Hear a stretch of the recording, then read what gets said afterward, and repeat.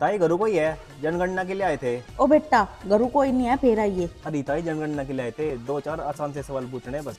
अच्छा चल ठीक है, बता। घर में कितने आदमी होता ही? भाई हम तो 7.5 आदमी हैं। अरे ताई 7.5 कुकर है। अरे भाई एक लंगड़ा भी तो है। अरे ताई ढंग से जवाब दे ले।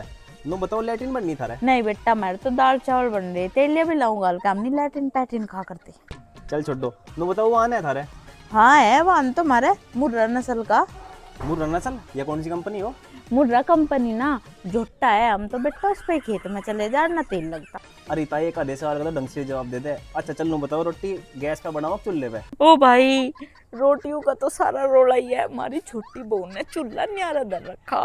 और भाई कुछ ही कर लिए, पर नू बता तू रंडवा है। हाँ। कुछ ही करिए पर डिकोली तो बहू ना लइए, जिपताई ना हमारा नाश कर रखा। अरे ताई हमारे बस की ना था जनगणना करनी, हम तो अपने घर चले हैं, हम तो कल को आ जाएंगे।